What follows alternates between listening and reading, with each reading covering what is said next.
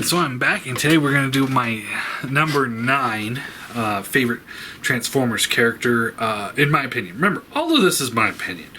None of this is like, oh, well, what I say is fact. It's more, especially with the top 10 list, it's just like, this is definitely my opinion only. So number 9 is Hot Rod Rodimus. I love Rodimus Prime. I absolutely love him. He's probably my favorite Autobot. No, not probably. Definitely is my favorite Autobot. Now, there is another Autobot on this list that's higher. And there's a reason for that, and that's mostly because of what happens in Season 3.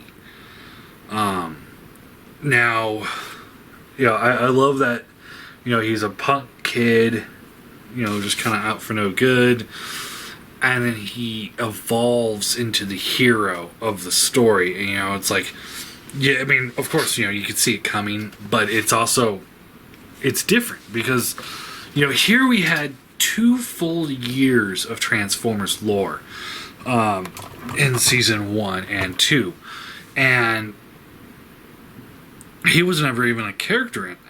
And you'd think that, one of the characters from Season 1 or 2 would get promoted up to,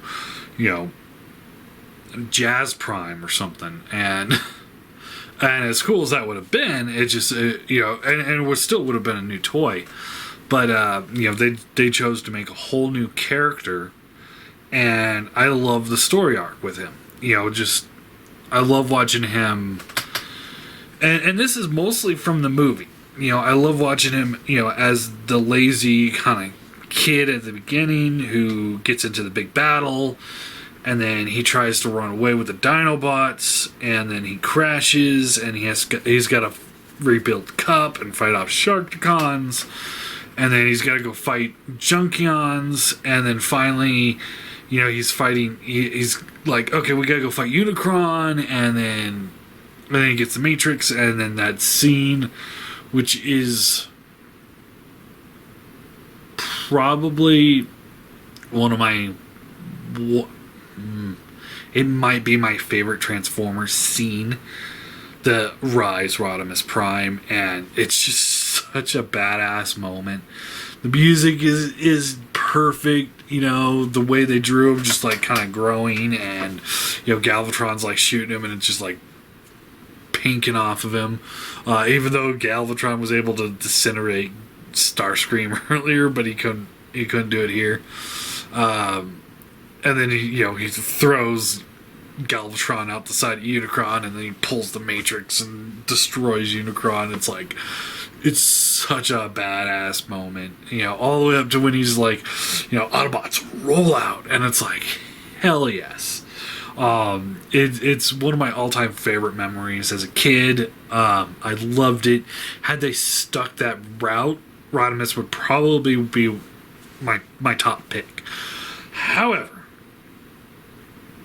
once we get out of the movie, and as a kid, that's all I'd seen, really. I saw the movie, and then I saw the Return of Optimus Prime, and then everything in between, I didn't really see. I hadn't really seen Season 3 because they didn't really do reruns of Season 3. They did reruns of 1 and 2 as a kid. I was not old enough to watch all this stuff when it was first coming out. I was born in '84, so I was a baby when the Season 1 happened.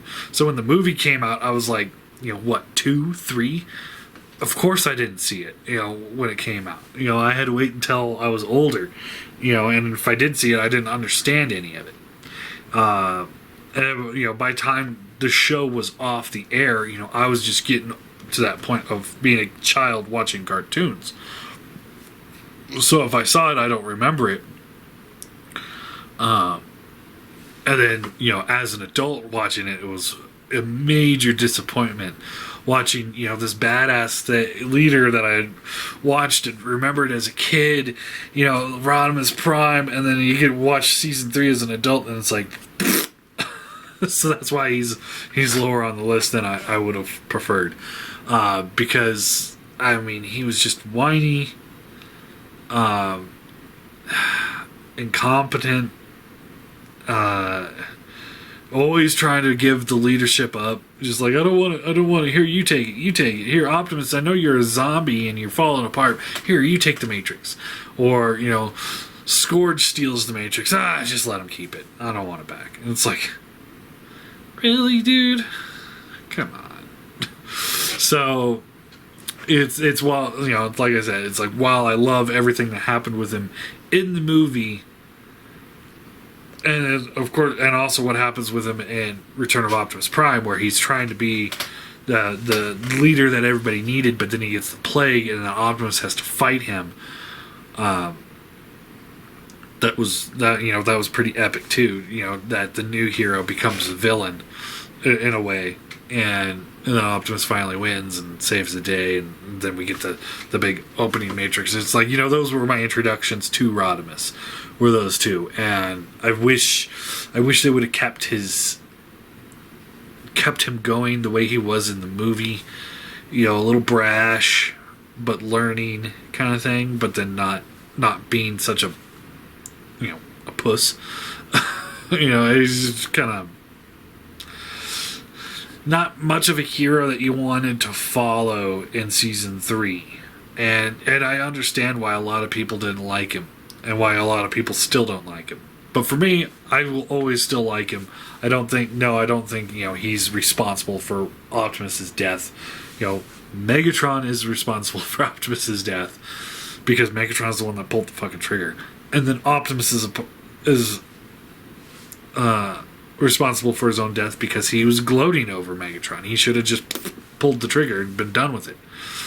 But that's my opinion. But yeah, it's like, I love Rodimus Prime, love Hot Rod.